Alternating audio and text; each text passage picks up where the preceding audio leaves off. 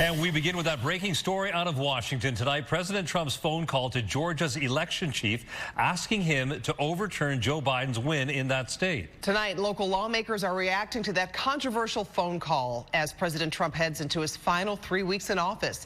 Eyewitness News reporter Will Jones is live in downtown Chicago with more tonight. Will. Karen and Ravi, that phone call lasted for about an hour. It took place on Saturday night, and what happened on that call is sparking outrage from both Democrats and Republicans. ABC News has obtained audio, as first reported by the Washington Post, of a phone call in which President Trump can be heard trying to pressure Georgia's Secretary of State Brad Raffensperger to pursue the president's false claims about the election results. Fellas, I need 11,000 votes. Give me a break. Throughout the call that took place on Saturday, Raffensperger can be heard saying President-elect Biden's victory in Georgia was fair and accurate. You should want to have an accurate election. And you're a Republican. We believe that we do have an accurate election.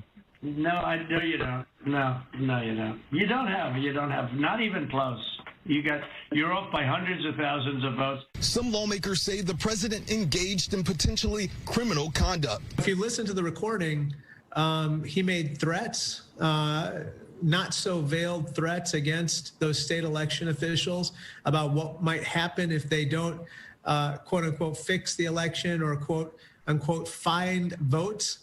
And I think that type of interference is very dangerous. Prosecutors would have to prove that the president deliberately and willfully was directing someone to tamper the results of the election. The president could simply say, that's not what I meant by find. I didn't mean manufacture votes. This conversation happening just days before Congress is set to certify the presidential election results.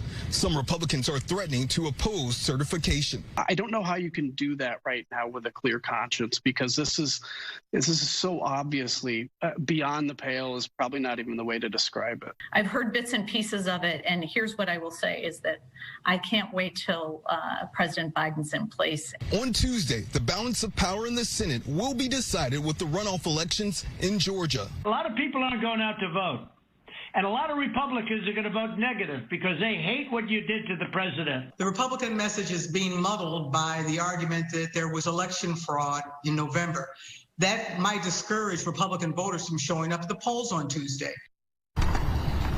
The president is headlining a rally in Georgia tomorrow. So far, the White House hasn't commented on the president's phone call with Georgia's Secretary of State. We're live downtown. Will Jones, ABC 7 Eyewitness News.